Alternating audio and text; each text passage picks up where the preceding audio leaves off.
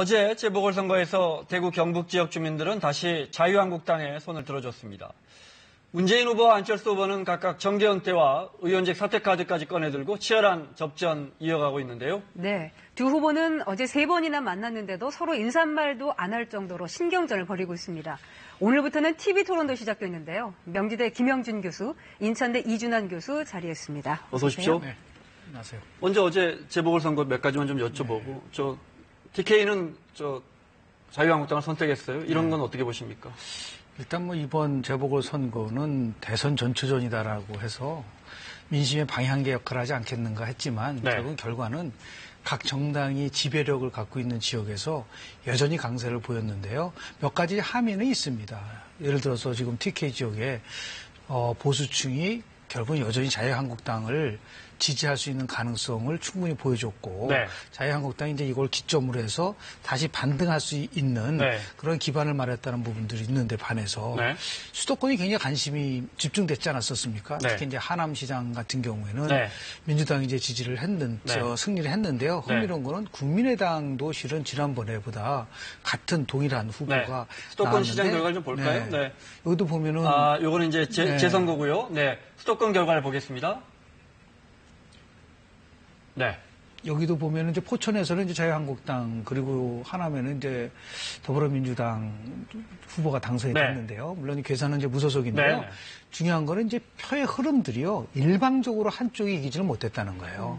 다시 얘기해서 한 40% 미만의 득표를 가지고 당선됐다는 거는 그만큼 지금 우리 정치적 지형이 옛날처럼 양강 구도가 아니라 다당 구도 형태로 되고 다당 체제로 변했다는 것이 이번 재보궐선거에서도 확인됐었고 이게 앞으로도 계속될 수밖에 없는 그런 구도를 보이고 있습니다. 이 교수님 어떻게 보셨습니까? 예, 이제 김 교수님도 지적했지만 아무래도 좀 지역주의적인 정서가 선거에도 고스란히 좀 반영된 거 아니겠느냐. 영남 TK 지역에서는 특히 자유한국당이 거의 압승을 하지 않았습니까? 그게 국회의원 선거건, 그 기초 선거건. 그리고 또 수도권에서는 이제 민주당이 좀 선전을 했고, 또 국민의당 같은 경우에서는 지금의 지지율만큼 또는 안철수 후보가 받는 지지율만큼 성과가 없이 충청이나 이런 지역에서 기초단위 선거에서 좀 한 자리씩 확보했다는 것, 이것이 좀 그 지역주의적인 정서의 반영이라고 생각이 좀 되고요. 또 두 번째로는 적자들이 좀 이기지 않았는가. 영남 지역에서는 새누리당의 적통을 이겼다고 보는 그리고 또 민주당이 또 좀 다른 지역에서는 이기고 이런 것들이 아마 좀 특색으로 좀 꼽을 수 있을 것 같습니다. 그 말씀은 될 사람이 됐다 이 말씀이시군요. 알겠습니다. 자, 자유한국당은 나름 고무돼 있습니다. 잠깐 들어보겠습니다. 특히 보수 우파 세력의 뿌리인 대구 경북에서는 6개 지역에서 전승했습니다. 저희 자유한국당이 그동안 많은 부족한 점이 있었습니다만 이 엄중한 안보와 경제 위기 속에서 대한민국을 수호할 주축 세력은 자유한국당뿐임을 유권자 여러분들께서 다시 한번 확실하게 확인시켜 주신 것이라 생각하고 있습니다. 자, 중요한 건 이제 지지율이 좀처럼 오르지 않고 있는 홍준표 후보에게 이런 어떤 흐름이 연결될까 하는 부분인데. 결국은 지금 이제 다자대결 구도에서 관심의 포인트는 보수 후보의 합이 과연 15% 20%를 확보할 수 있느냐라는 문제예요. 왜냐하면 지금 안철수 후보가 보수 중도층의 표를 굉장히 많이 흡수를 하고 있어서 상대적으로 이제 보수 후보들이 굉장히 지금 고전하고 있거든요. 근데 이번 그 재보궐선거와 특히 이제 15, 16일 날 후보 등록을 하지 않겠습니까? 그리고 20일간은 이제 선거운동을 펼칠 텐데요. 보통 선거운동 초반 일주일이 굉장히 중요하거든요.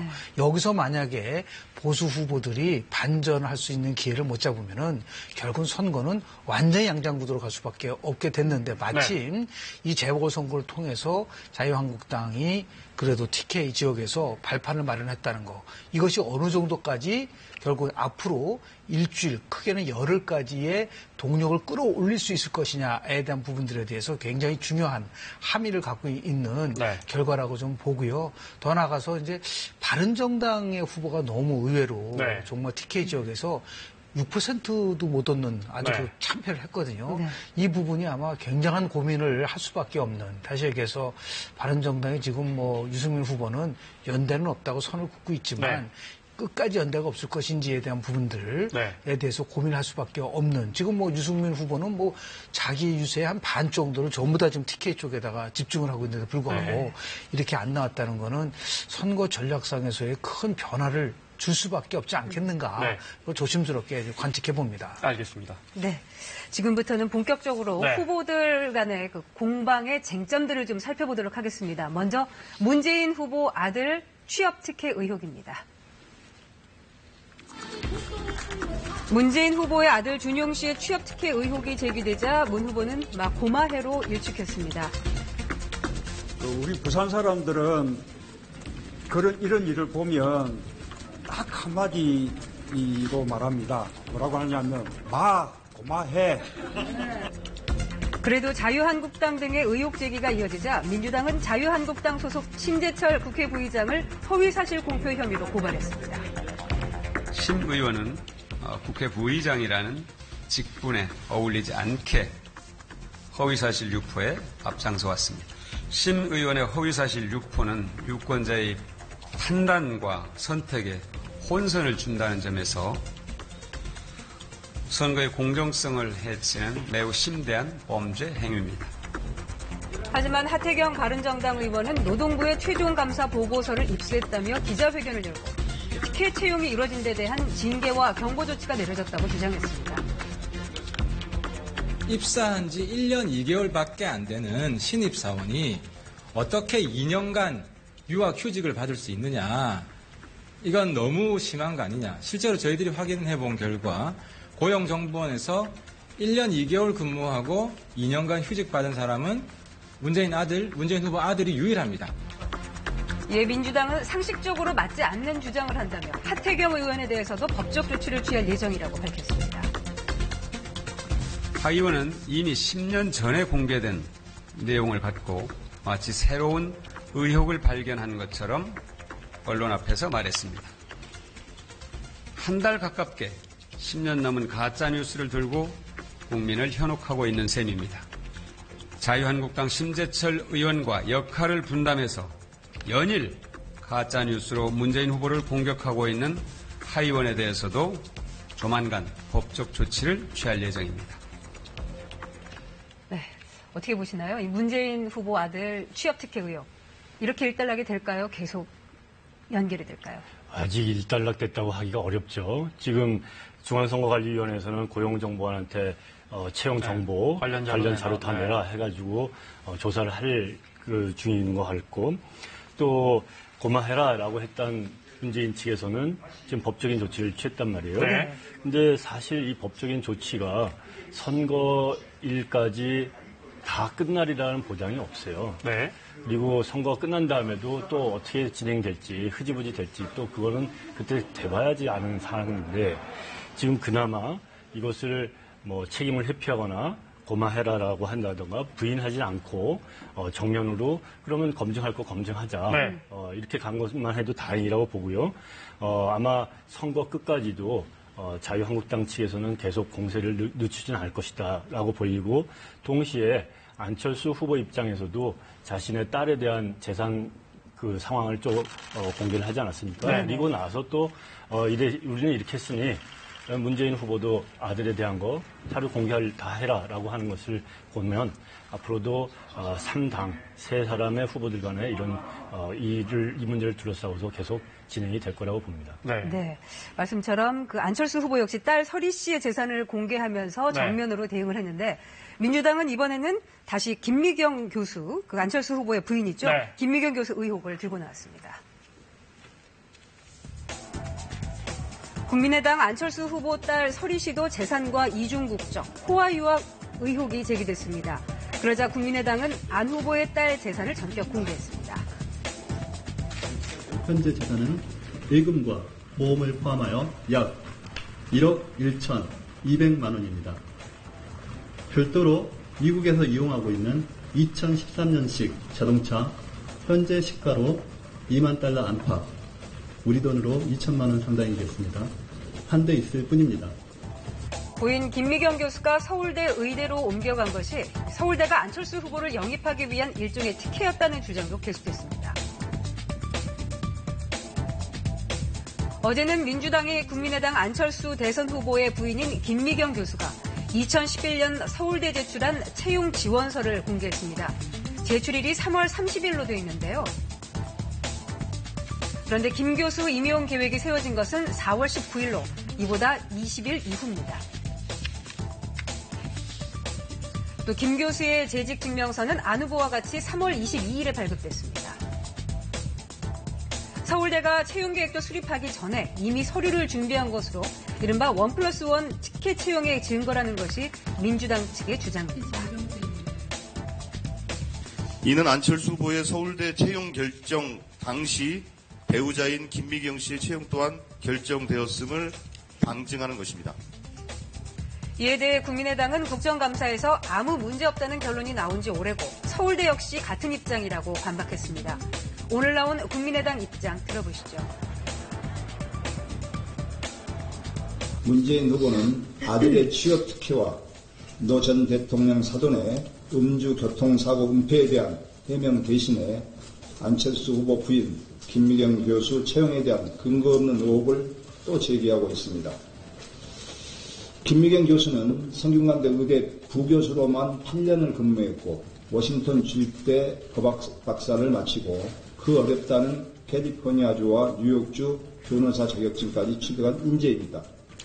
융합과학이라는 새로운 분야의 교수로 근무한 충분한 자격을 갖추었음은 서울대와 국정감사에서도 검증된 내용입니다. 자, 이른바 1+1 채용이에요. 그러니까 안철수 교수를 서울대가 빨리 융합대학원장으로 모셔오고 싶으니까 부인까지 서둘러서 그냥 사실은 뭐 정확한 계획도 없이 원서 받아가지고 자, 부인도 의대 교수로 해드릴게요. 라는 의혹입니다. 네. 일단은 이제 이 부분 말씀드리기 전에요. 어떤 의혹이 나왔을 때 그 의혹을 대하는 태도를 국민들은 보고 있는 거예요. 네. 그리고 실은 네거티브냐 아니냐를 가늠짓는 가장 중요한 기준은 바로 근거가 있느냐라는 거죠. 네. 팩트를 중심으로 해서 움직여지고 있느냐. 그래서 문 후보 입장에서도 보면은 아들 특혜 의혹과 관련돼서 명쾌하게 자신의 직접 해명을 하고 그렇지 않다 그러면 계속해서 불거질 수밖에 없다. 거꾸로 한번 입장을 한번 바꿔 생각해보면 2002년도를 한번 생각을 해보십시오. 당시 이해창 후보가 나왔을 때 노무현 후보 측에서 끊임없이 병역비리 문제를 가지고서 공격하지 않았었습니까? 그러면 그 논리대로 하면은 막 그만해가 맞는 거지만 그래도 분명하고 유권자들은 이 부분에 대해서 의혹을 분명하게 본인 스스로가 해결하라는 부분도 있지 않습니까? 그런 면에서 봤을 때 저는 이제 후보자의 이미지에 타격을 줘서 표를 얻는다는 거 이것이 전략적 측면에서는 허용될지는 모르겠지만 일반 국민들이 봤을 때는 대통령이 되겠다는 사람이 국민에게 의혹이 발생이 됐을 때는 또 위기가 발생됐을 때 어떻게 성실하고 그리고 사실에 입각해서 할 수 있느냐라는 것을 보여줘야 되는 부분이 있는 것이고요. 저건 실제적으로 공방인 것이고 역대 대통령 선거 과정을 보면 후보가 등록되고 이후에는 이러한 자질 검증 문제는 그렇게 크게 영향을 미치지를 못합니다. 오히려 다른 부분들이 훨씬 영향을 많이 미쳐요. 뭐 행정수도 이전 문제라든지 안보 이슈 문제라든지 이런 것들이 정책적인 측면이 그럼에도 불구하고 이 불거진 사항에 대해서는 후보들이 명쾌하게 밝혀지지 않으면 제가 볼 때는 지금 TV 토론이 시작되지 않았었습니까? 이 TV 토론에서 굉장히 곤혹을 칠 수밖에 없는 부분들이 나올 수밖에 없는 것이고 이것을 어떤 면에서 보면 선거를 굉장히 좀 품격 있는 선거가 아니라 그냥 공방으로 끝나는 선거가 될 수 있는 위험성도 있다는 것이 있기 때문에 빨리 조기에 이 부분에 대해서 명쾌하게 해명을 해야 될 거라고 봅니다. 자, 우리 선거에서 뭐 어제 오늘 일은 아닙니다. 정책보다 이렇게 친인척, 특히 자녀 문제 많이 불거집니다. 이해창 후보 이야기했듯이 상당한 파급 효과가 있다고 보십니까, 이 교수님은? 이건 전체적으로 안철수 후보의 새정치 또는 과거와의 다른 모습을 보이는 정치인이라는 이미지를 어떻게 보면 흔들 수 있는 사안이 되거든요. 그게 이제 지금 나오는 것이 안랩의 직원들을 그 2013년 선거할 때도 좀 쓰지 않았느냐 이런 것들도 있고 이런 거는 사실 관행적으로 했었다라고 말할 수 있을지 모르지만 이런 걸 안 할 것을 안철수 후보한테 기대를 하는 거거든요. 그런데 이 부인의 특채 문제, 이 특채입니다. 특채인데 특채라고 하는 것은 그만큼 기준이 있습니다. 서울대학교는 또 기준이 강하죠. 세계적 석학이거나 논문을 정말 관련해서 많이 썼거나 이런 기준이 있는데 아까 주승용 의원이 뭐 변호사 자격증도 있고 국정감사에서는 전혀 문제 없었다는데 이런 것을 흔적을 남기고 하는 경우는 없죠. 그리고 변호사 자격증이 있다고 해서 특채를 하는 이유는 없는데 그 당시에 서울대학교 교수사회에서는 이것이 굉장히 부정적인 평가를 받은 것으로 저는 듣고 있고요. 안철수 후보도 마찬가지입니다. 논문을 그렇게 많이 썼다던가 대학원장을 새로 만드는 대학원의 대학원장을 맡았는데 융합대학원장이죠. 그렇죠. 네. 그리고서는 금방 또 정치를 한다고 나왔으니 서울대학교에서는 이 문제에 대해서는 굉장히 부정적인 인식을 가지고 있을 거고 국민들도 마찬가지로 이건 좀 이상하지 않을까라는 생각을 분명히 할 수 있다. 그렇게 보는 분도 있지만 중요한 거는 외압을 통해서 안철수 후보가 서울대를 향해서 만약에 우리 부인을 뽑아주지 않으면 나는 가지 않겠다. 네. 그런 것이 아니지 않습니까? 그래야지 특혜가 되는 것인데 그 부분에 대해서는 서울대가 명쾌하게 그렇지 않다라는 거를 국정감사에서도 얘기를 한 부분들이 있기 때문에 이거를 뭐 무조건 특혜다라고 얘기할 수 있을 거는 글쎄요. 네. 이제 공방이 오가겠지만은 그런 의미에서 보면은 명쾌하게 이 부분에 대해서도 서울대가 입장을 명쾌하게 좀 얘기를 좀 민주당 측에서는 원서 채용 계획 하기도 전에 한 20일 전에 원서를 제출했다고 의혹을 제기했으니까 그 부분은 또 서울대가 답할 부분 같습니다. 그렇게 해서 명쾌하게 분명히 제가 말씀드린 것은 팩트 중심으로 해서 이 부분은 지금 4월 지금 9일로 되어 있는 거를 3월 이거는 팩트잖아요. 이런 부분에 대해서는 서울대가 왜 그렇게 할 수밖에 없었는지에 대한 부분들을 명쾌하게 얘기를 해주지 않으면 결국은 이거는 공방으로만 끝날 수밖에 없지 않겠는가라는 생각을 하게 됩니다. 또 4차 산업혁명과 관련해서 또 어제 각 후보들 간의 신경전이 있었습니다. 함께 보시죠. 문재인 후보는 대통령 직속 4차 산업혁명위원회를 만들어서 국가 역량을 모으겠다고 밝혔고요. 세계는 이미 4차 산업혁명의 경주를 시작했습니다. 더 이상 뒤처져서는 따라잡을 수 없습니다. 대한민국은 뛰어야 합니다. 4차 산업혁명의 준비에 국가의 모든 역량을 모아야 합니다. 저는 먼저 중소기업청을 중소벤처기업부로 승격시키겠습니다. 4차 산업혁명을 힘있게 밀어붙이고 혁신 벤처기업을 확실하게 지원하겠습니다. 중소기업과 혁신창업기업이 대한민국 신성장 동력을 이끌도록 하겠습니다. 홍준표 후보는 20조 원 펀드 조성과 새만금 4차 산업혁명기지 건설을 주장했는데 안철수 후보를 걸고 넘어가기도 했습니다. 우리 안철수 후보님이 융합이 전공이죠. 아주 좋은 호기를 만났습니다. 요즘 정책도 보니까 보수와 진보를 적당히 버물려서 융합으로 이렇게 발표하고 있는 거 보니까 우리 안철수 후보님 전성시대가 올 것 같습니다. 또 안철수 후보는 정부 주도의 낡은 방식이라면서 민간 자율에 맡기겠다고 강조했습니다. 아까 홍준표 후보께서 말씀하신 것처럼 융합이라는 것은 버무려지는 게 아닙니다. 이건 하나로 합쳐지는 겁니다. 전혀 개념이 틀리다는 거 말씀드리고 싶습니다. 정부가 미리 계획을 세워서 끌고 가다가는 오히려 사고가 납니다. 전체적인 정부의 운용 철학과 기조가 바뀌어야만 됩니다. 정부가 먼저 결정하는 것이 아니라 민간에서 자율성을 가지고 결정을 하면 그것을 뒤에서 밀어주는 방식으로 가야 되는 겁니다. 네, 김 교수님. 어제 이 4차 산업혁명 관련 공방은 어떻게 보셨어요? 저는 어떻게 봤냐면요. 새 정부가 들어왔을 때 그 정부의 방향성을 명쾌하게 보여준 거예요. 다시 얘기해서 문재인 후보가 대통령이 되면 큰 정부를 중심으로 해서 끌고 가겠다라는 건데 반해서 안철수 후보는 그거는 아니다. 작은 정부 시장에 맡기고 자율에 맡기냐니까 이게 엄청난 그 국가의 방향성을 서로 명쾌하게 얘기를 해줘서 네. 어느 것이 맞느냐는 결국 이제 유권자들이 이제 평가해야 될 부분이 있는데요. 융합에 대한 문제 한 말씀 드리겠습니다. 스티브 잡스가 스마트폰을 갖고 나왔을 때 뭐라고 했냐면 이거는 기술과 인문학이 합쳐진 거라고 해서 깜짝 놀랐거든요. 네. 이게 어떻게 기술과 인문학이 합쳐진 거예요? 이게 바로 융합이다라는 것이 있기 때문에 네. 결국은 제일 좀 걱정스러운 거는 뭐냐면 새 정부가 나오면 항상 나오는 게 정부조직 개편해야 되고 네. 위원회 만들어야 되고 이것이 또다시 만약에 재현이 됐을 경우에 박근혜 전 대통령도 문화융성, 창조경제 하면서 수많은 위원회도 만들고 또 나름대로 조직도 개편했는데 네. 이것이 재현 실패로 갈 수 있는 위험 요소가 있다면 조금 조정을 해서 좋은 방향으로 갈 수 있게끔 고민도 해야 되지 않을까라는 생각을 하게 됩니다. 네, 저는 이런 측면도 분명히 있다고 보고 네. 이와 동시에 이제 4차 산업혁명이라고 하는 것은 매개라고 봅니다. 네. 이제 홍준표 후보가 안철수 후보를 좀 공략을 해야지 안철수 후보로 빠져나가는 지지를 회복할 것이라 네. 보니까 4차 혁명을 매개로 안철수 후보에 대해서 사실은 공격을 한 거거든요. 뭐 보수하고 진보하고 그냥 얼버무린다 이렇게 했었는데 네, 네.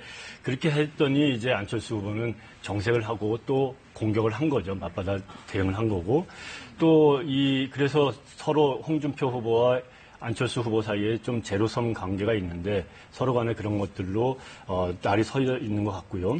또 안철수 후보 입장에서는 지금 말씀했던 것처럼 국가 주도의 그 4차 산업혁명이라고 하는 것이 구시대적인 접근이라고 하는 것으로 대립각을 세우면서 양강 체계다. 네. 그런 것을 좀 부각시키려고 하는 거 아닌가 봅니다. 네. 네. 자, 이렇게 일촉즉발 정말 치열한 공방이 이어가고 있는데 이번에 이제 문재인 후보가 정계 은퇴 카드를 또 안철수 후보는 의원직 사퇴하겠다. 이건 아마 이제 이번 주말에 후보 등록하면서 의원직 사퇴하겠다 이런 뜻인가요? 정말 배수진을 치고 있습니다. 두 후보가. 2012년 상당히 다르죠. 네. 문재인 후보 당시에는 의원직을 갖고 네. 임했었지 않았습니까? 네, 네. 이걸 대비해 보이기 위해서 안철수 후보 같은 경우는 후보 등록하는 날 바로 자기가 의원직을 내놓겠다라는 얘기를 하고 있는 거고요. 지금 뭐 문재인 후보는 두 번의 이제 기회를 받았다가 한 번은 실패를 했고 이번에는 어떻게든 간에 최상의 노력을 다하겠다라는 그런 굳은 의지로 결국 이제 정계 은퇴라는 카드까지 들고 나오지 않았는가. 문재인 후보는 지금 의원은 아니지만 2012년도에는요. 네. 그때는 의원직 안 버리고 갔었어요. 그때 그 문제가 왜냐하면 지역 주민과 약속을 지켜야 된다고 했었는데 네. 그때 굉장히 논란이 많았었거든요. 네. 그런데 이번에는 이제 안철수 후보는 그것을 염두에 둬서 딱 후보직을 내놓겠다 얘기를 해서 네. 문 후보와의 차별성을 부각하려고 하는 네. 그러한 모습을 보이고 있는 게 아닌가라는 생각을 합니다. 또 문재인 후보가 안희정 지사에게 지사직을 네. 사퇴하고 자신을 좀 도와달라 이런 SOS를 쳤다는데 또 안 지사가 심각하게 고민 중이라고. 진짜 고민될 것 같은데요. 네. 그거는 저는 뭐 고민하시겠지만은 결코 바람직한 건 아닙니다. 예를 들어서 결국은 이제 일정 정도를 비게 되는데 다른 방법으로 꼭 안희정 지사를 해서 네. 한다는 것이 오히려 저는 이렇게 하는 것이 많은 사람들하고 굉장히 지금 급하구나. 지금 정치적 그렇죠. 네, 정치적 메시지가 정치적인 네. 입장을 발표하지 못하니까 단체장이 지금 네. 그런 거죠. 그러니까 그렇죠. 던지고 나와 도와달라. 네, 그런 거가 오히려 지금 뭐 양강 구도로 가면서 굉장히 지금 추월당하고 있다는 데 대한 초조감 이런 것들을 오히려 보여주는 게 아닌가라는 생각이 좀 들고요. 충분히 안희정 지사는 이렇게 경선을 하면서 나름대로 더불어민주당이 네. 이 정도 위치까지 올 때 역할을 했기 때문에 이걸 뭐 직을 내놓고 다시 또 한다는 것에 대해서는 좀 부정적인 면도 있을 거라고 봅니다.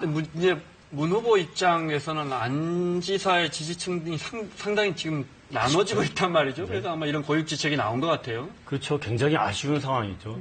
자기가 대세론을 형성하고 있다고 생각하는데 경선이 끝나자마자 다른 판국이 벌어진 거거든요. 그러니까요. 네. 근데 모든 사람이 지적하다시피 여기서 안희정 후보의 표가 지금 이제 안희정 지사인데 이 표가 자기한테로 안 오고 안철수 후보 쪽으로 갔다라고 하는 판단 때문에 그런 거 아니겠습니까? 그래서 안희정 후보한테 도와달라 그러면 당도 구하고 대선에도 승리하고 당신한테 마이너스 되었던 중앙정치의 경력이 없던 거 우리 새 정부 세운 다음에 그걸 경력을 쌓고 네. 뭐 이렇게 하면은 당과 문재인 후보나 안희정 지사 입장에서는 윈이 된다고 할 수 있는데 여기서 주의해야 될 것은 정말 이거 도지사 자리인데 도민들과의 약속 이러한 것을 쉽게 저버릴 수는 없는 거거든요. 네. 그런 데 대해서 굉장히 심각한 고민을 할 거고 만약에 그것을 버리고 나온다 하더라도 선거에 정말 박빙의 양강구도라고 된다 하더라도 네. 이걸 선거를 바꿀 수 있냐 판도를 정말 네. 이미 마음이 떠난 유권자들인데 안희정 지사가 도와준다고 해서 올 수 있을 것이냐 네. 뭐 이런 데 대해서 아직 의문점이 남기 때문에 고민을 오히려 그거보다는요. 간단히 부탁드릴게요. 네. 박영선 의원과 변재일 의원을 삼고초를 해서도 모셔와야 됩니다. 네. 그분들이 이제 안희정 지사를 도왔던 분 아니겠습니까? 네. 지사는 지사직을 하고 그 지사직을 도왔던 나름대로 당내 비주류를 의원을 끌어들인 그게 훨씬 효율적이지. 뭐 안 지사를 가가지고 해서 표가 온다. 제가 볼 때는 그거는 별로 이렇게 큰 효과는 없을 거라고 봅니다. 자, 홍준표 후보, 홍준표 지사는 지사직 사퇴하면서 이른바 꼼수 사퇴 논란이 이어지고 있죠. 잠깐 보겠습니다. 지난 9일 밤이죠. 공직사퇴 시한을 단 3분 남긴 심야 사퇴로 보궐선거를 막았죠. 홍 후보가요. 들어볼까요? 기초단체장이나 국회의원의 줄사퇴가 이어지고 300억 원 내의 혈세 낭비와 혼란이 있게 되고 도민들은 제대로 검증도 못 해보고 선관위는 그런데 한 18억 정도 들 거다 이런 입장을 밝히기도 했는데요. 자, 도전 공백이 없을 것이라는 홍 후보 주장에 대해 도지사 대행 체제로 도의 발전이 정체되고 지방자치가 실종될 수 있다 뭐 이런 비판도 나왔는데요. 꼼수만 남은 자칭 보수 후보를 보며 과연 대한민국의 보수는 어디에서 희망을 찾아야 하는가 묻고 싶습니다.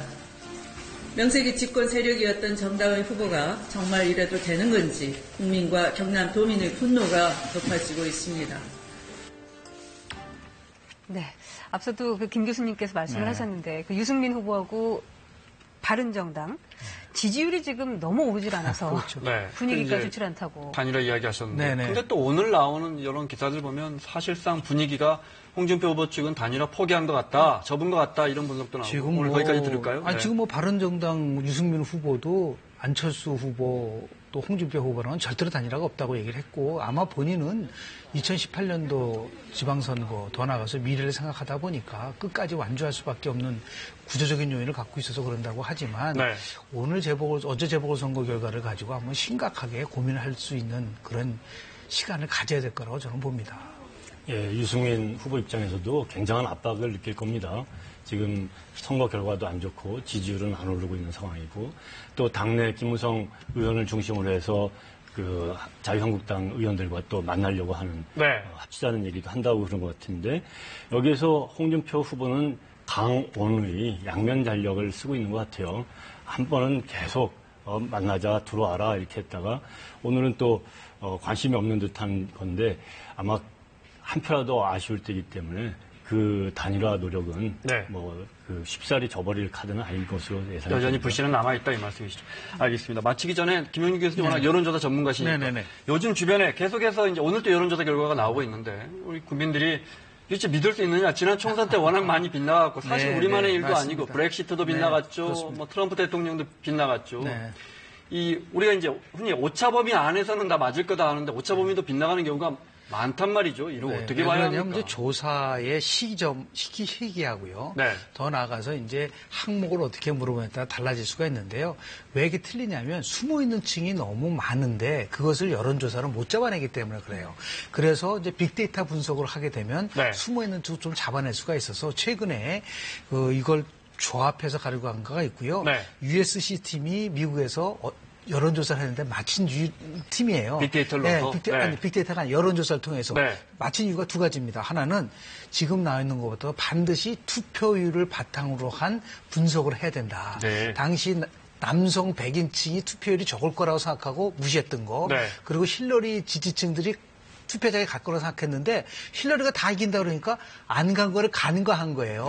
그래서 지금도 나와 있는 것보다는 반드시 투표하겠다는 적극층들 그리고 중도 부동층이 어떻게 움직이냐를 봐야지만이 되지 현재 나와 있는 거는 큰 흐름 정도 네. 아직까지는 시간이 많이 남아있다라는 말씀을 좀 드리고 싶습니다. 알겠습니다. 자, 김영준, 이준환 교수와 함께했습니다. 고맙습니다. 네, 고맙습니다.